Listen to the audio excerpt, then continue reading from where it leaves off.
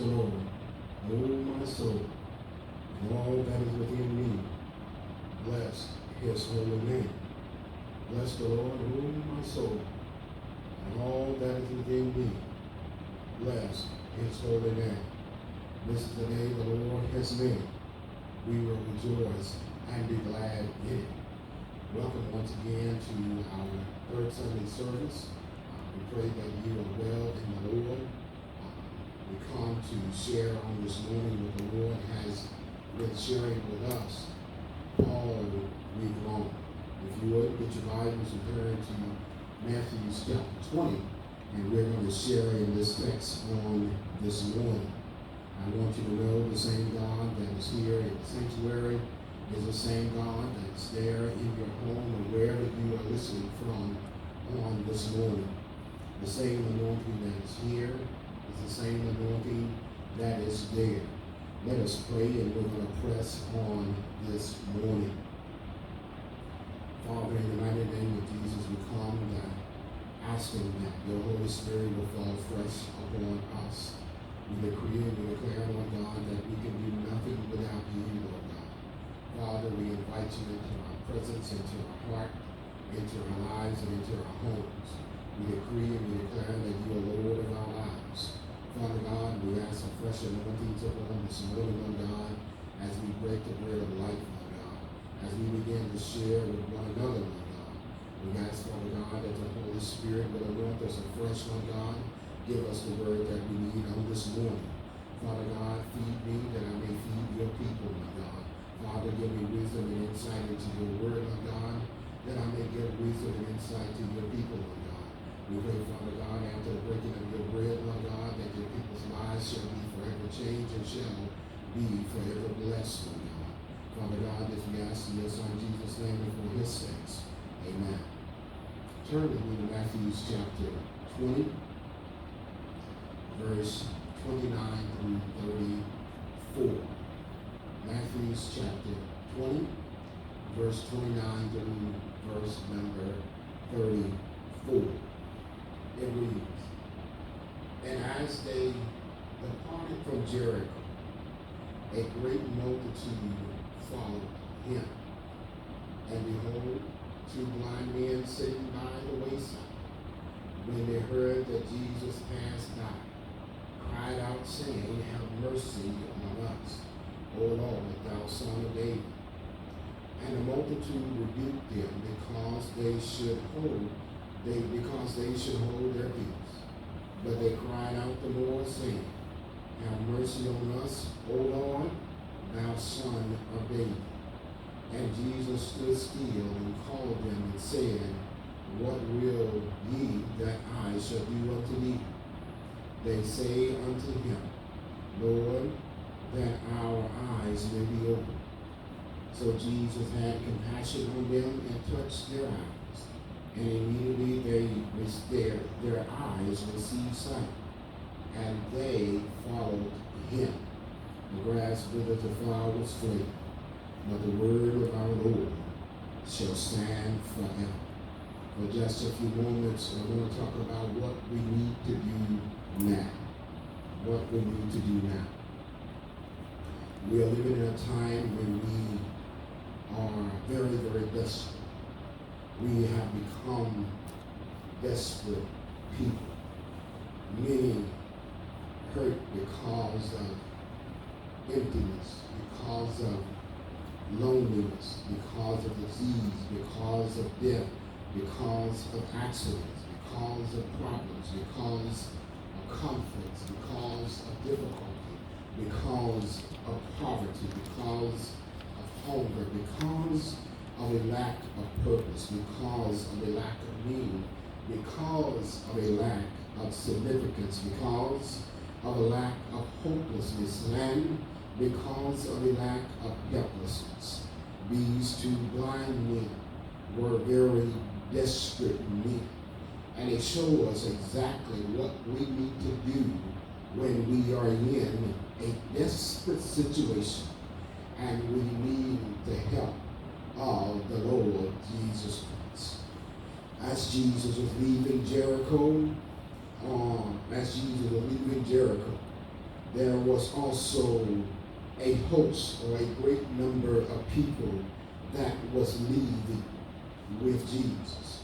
During this time, it was getting ready for the Passover. And as such, during that season, there were some 2 to 3 million people who would normally attend the Passover in Jerusalem. And most of these people were leaving Jericho along with Jesus and headed toward Jerusalem with Jesus. And as they were on their way out of Jerusalem, this enormous crowd of people were following Jesus. Well, people followed Jesus for many different reasons. Some people followed Jesus because they had a great personal need. Some people followed Jesus Christ because they felt that they would get what they wanted from Jesus. Some people followed Jesus because of curiosity. They wanted to see what Jesus was going to do next. Some people followed Jesus Christ because they thought he was the answer to their utopian on a personal and also on a national level. Some people followed Jesus because they honestly believed that he was the Messiah, that he was the one that was to come into the world and to redeem them and give them eternal life. Be that as it may, but the crowd was following Jesus as he was leaving Jericho. The first thing I need you to get out of this text is that the 2 blind men needed to be in the right place when Jesus was coming out of Jericho. As Jesus was walking out of the city, the 2 blind men were sitting on the side of the road.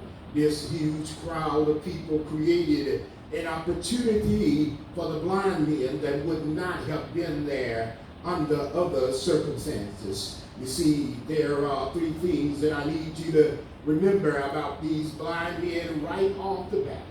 First of all, they were desperate men.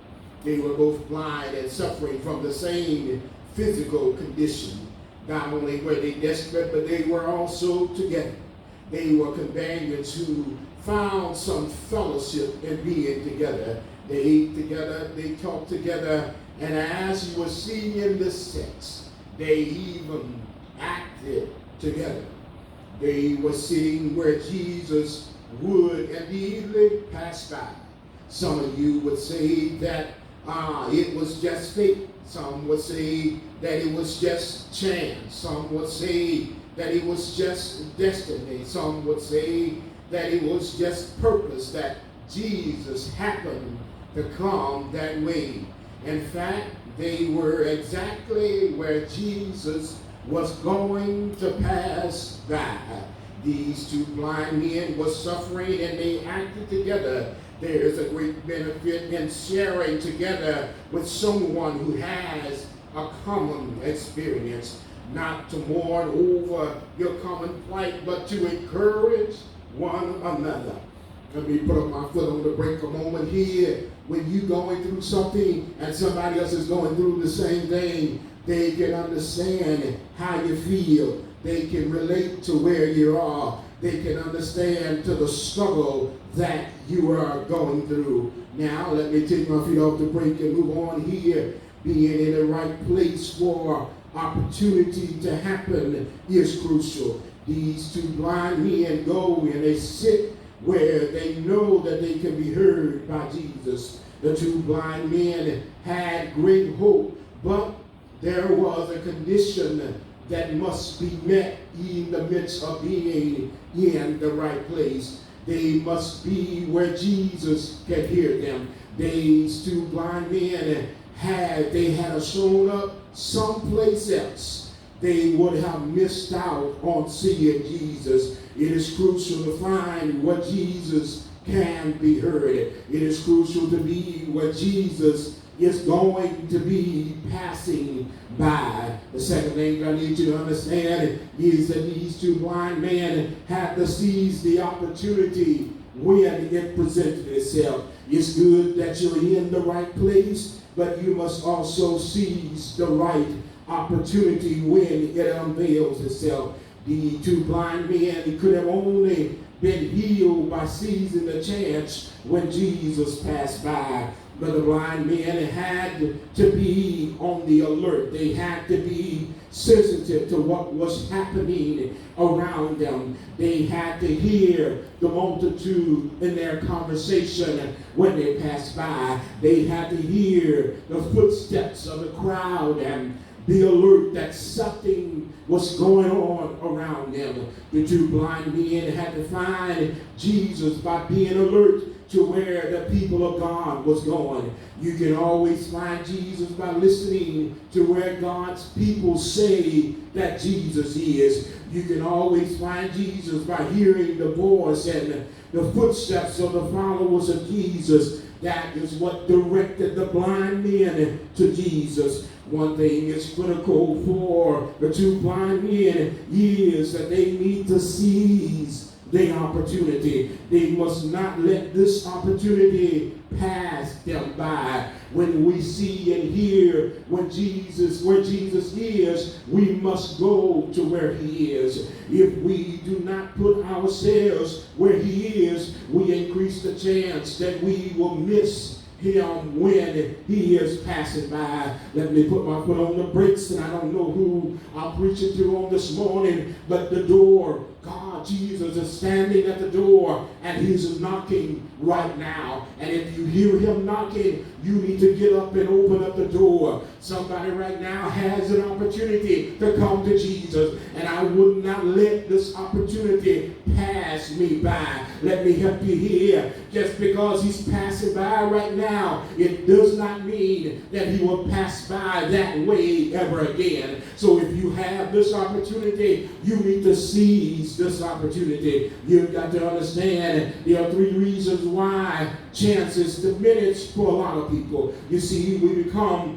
more dull, we become more hardened, more insensitive, more unconcerned, more inactive, and we begin to accept the conditions of our circumstances, and we're going to say, well, this is just how it is. It's been this way all along, and it ain't going to change. Well, I got some news for you. If Jesus is passing by, your circumstances can't change. Your situation can turn around. You can get a breakthrough. You don't have to stay in the muck and mire all the days of your life. I stopped by to tell you this morning, today is your resurrection day. You can come up and come out of what you in right now. I'm here to tell you that by the power of the Most High God, you can come up and come out of your situation. Look at somebody and say, today is the last day I'm going to stay in this mess. Today is my day that I get up and I come out by the power of the Almighty God. You see, a lot of people are waiting for a more convenient time to get right with God. I want you to know that this is the day of salvation. Today is the day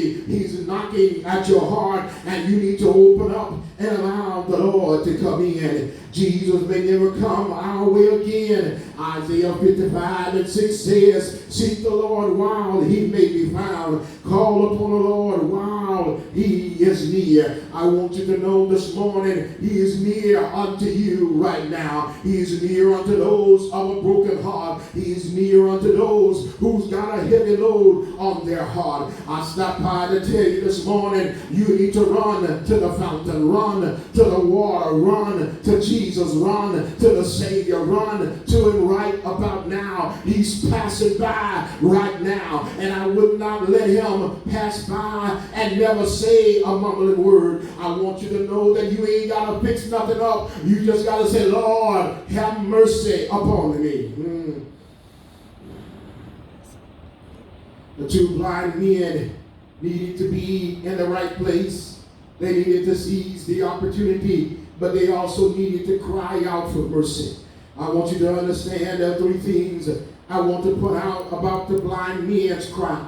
First of all, they had limited knowledge about Jesus. They weren't able to follow Jesus around and to hear him preach and to hear him do all the wondrous works that he did. Their knowledge of him was based upon what they heard other people say about him. They believed what they heard about Jesus. Let me say this again. They believed what they heard about Jesus. He was the Messiah. He was the promised son of David. They believed in his power, and they believed that he was able to deliver them from their situation. They believed that Jesus could heal their eye condition. And I want you to know today that if he can heal them, he can heal you right where you are. Let me help you here. You don't have to get into a prayer line. You can call upon him right where he is in your house and say, Lord, have mercy upon me. And I want you to know that he will hear your cry. You've got to understand these blind men stirred themselves up and they cried out to the Lord. They cried out, "O Son of David, have mercy upon me."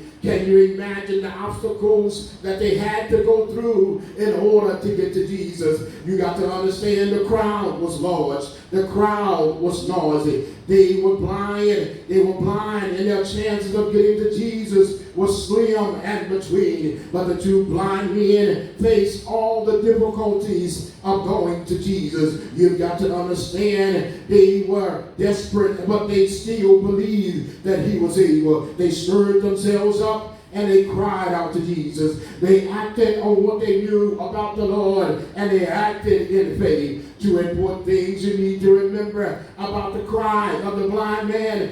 First of all, they cried out for themselves. They didn't ask anybody else. Say, well, is that Jesus passing by? Tell him to stop and come over here because we need the Lord for ourselves. I want you to know that if you need the Lord this morning, you need to do like the blind man did. They cried out unto the Lord. They acted on the Lord. They acted on what they believed. They asked for mercy.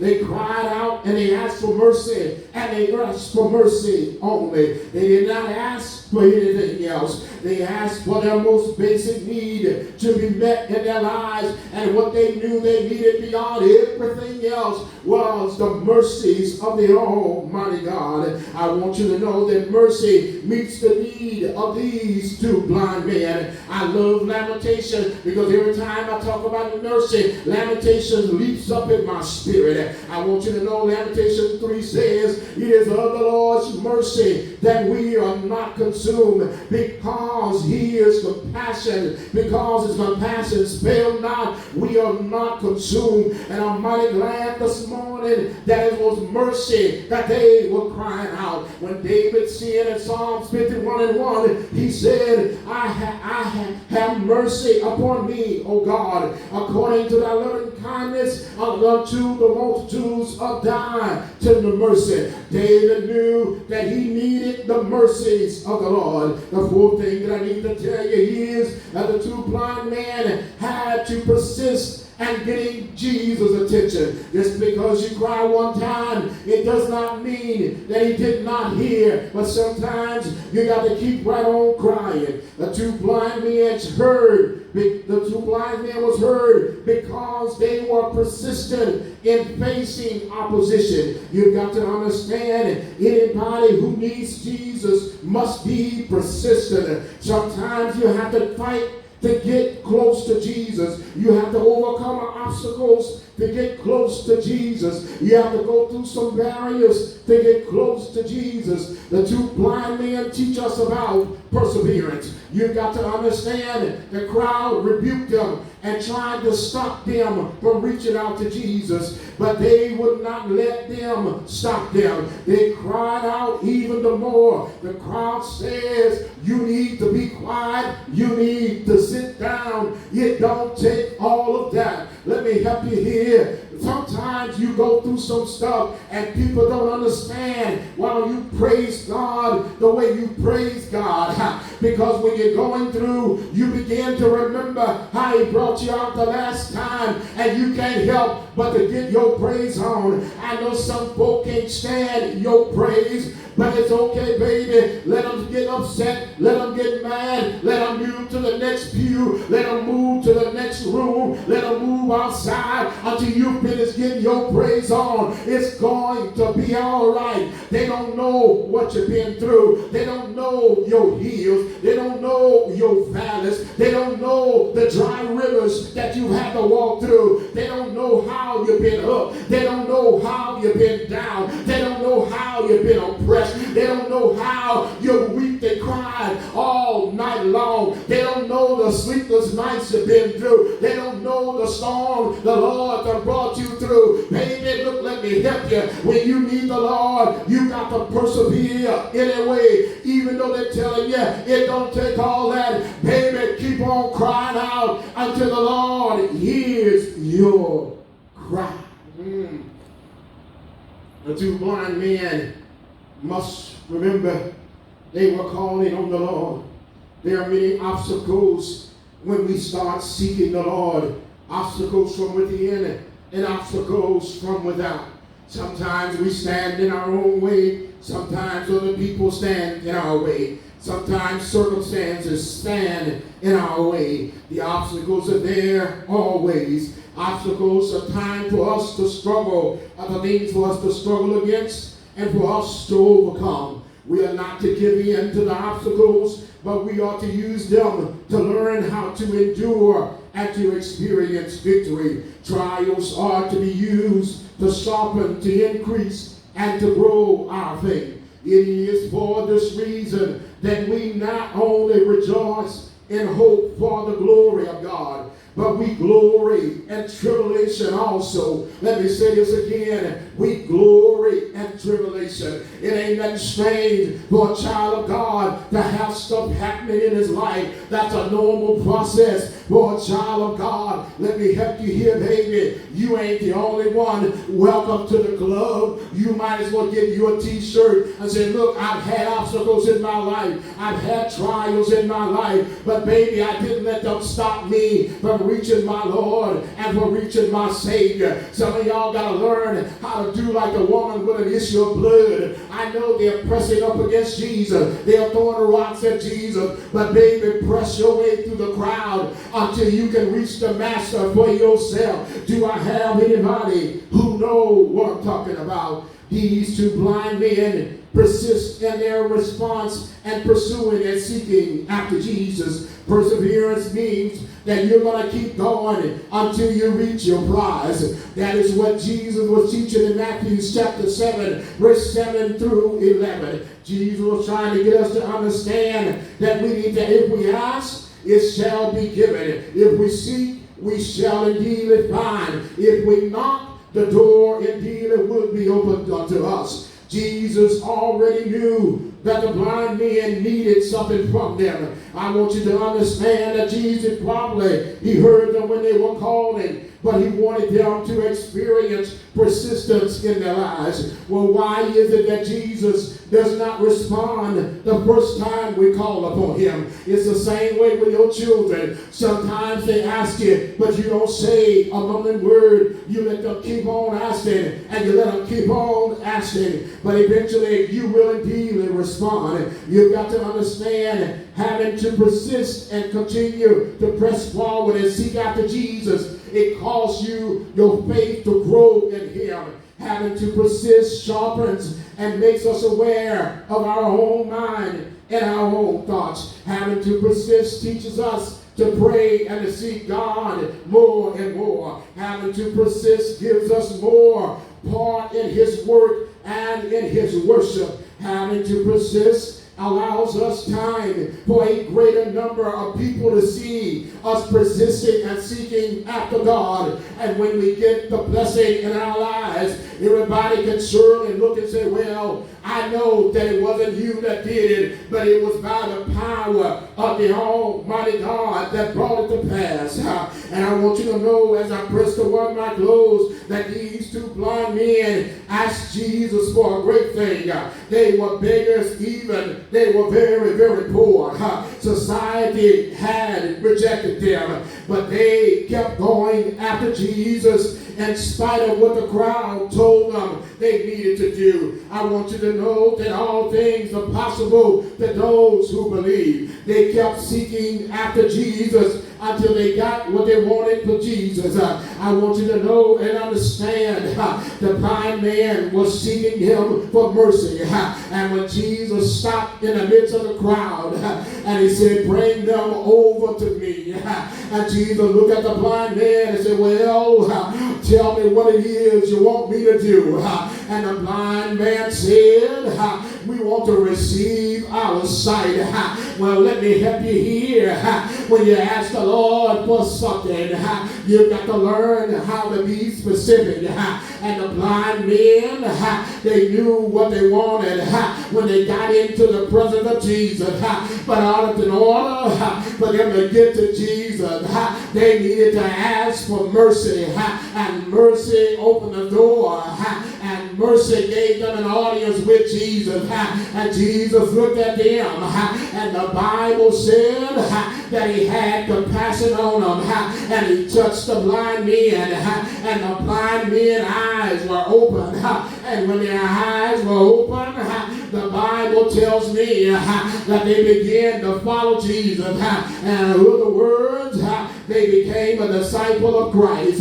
Well, what do I need you to take away from this? Is that we need to be in the right place to get what we need from God. You've got to understand, if you're in the wrong place, you can't get your needs met. So first of all, you need to adjust yourself and get in the right place. We need to have faith that he's able to do exceedingly and abundantly above all that we can ask, all that we can think. You and I need to adjust ourselves. We need to know who Jesus is. They called him the Son of David, but sometimes I like to call him the Lamb of God. Sometimes I like to call him a rock in a weary land. Sometimes I like to call him a burden bearer. Sometimes I like to call him a way maker. I don't know what you call him, but he's all and all that I need. He's my Alpha and he's my Omega. I don't know about you, but we need to endure the testing of our faith. We need to overcome obstacles and get into Jesus. We need to believe in his power. We need to believe that he is our healer.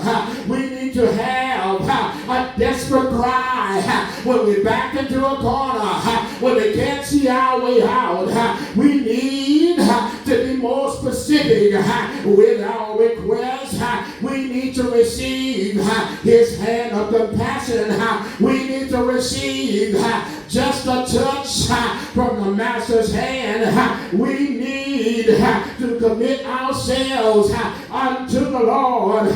We need to be a greater witness.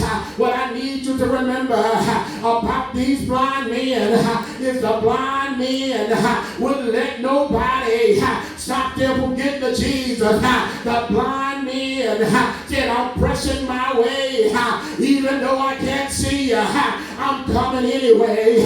I want you to know, in the midst of this pandemic, you may not be able to see him, but call him anyway. If you call him, he will answer your call.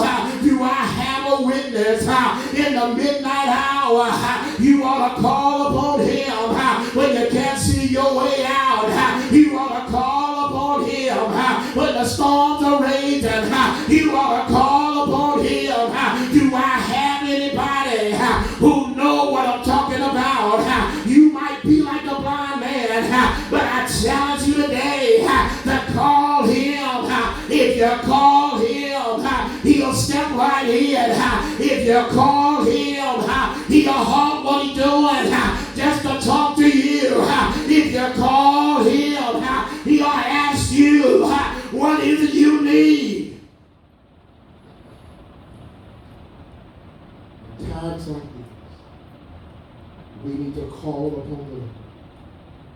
And he will answer your pity, your every cry. And I want you to know that if you call, he will indeed answer your call. God bless you. May the Lord keep you. God bless you. May the Lord keep you. The governor has lifted the stay-at-home order. And after meeting with the board of directors, we have decided to delay the start of our services until the first Sunday in June. Between now and then, we're going to go through and have the church clean and have it sanitized. And when we start having our services the first Sunday in June, we will only enter through the front of the sanctuary. And as you come in, we will check your temperature. If you have a high temperature, we're going to ask you to return back home. We're going to ask that all of you who come, please wear a mask. If you are not wearing a mask, we will offer you one. If you refuse, we're going to ask you to please leave. Our job is to protect all of those that are at risk. Our job is to protect those that are our seniors, those that have underlying health conditions. We want you to come. We want you to feel safe. We want you to feel secure when you come in the sanctuary to worship. And we're going to ask that if you're not in the same household with the person, that you practice social distancing while you are here. So we will look forward to seeing you again on Wednesday night. Thank you so much for tuning in. Like the video, subscribe to the video, and share it with others. God bless you. God keep you. And we will see you on Wednesday evening.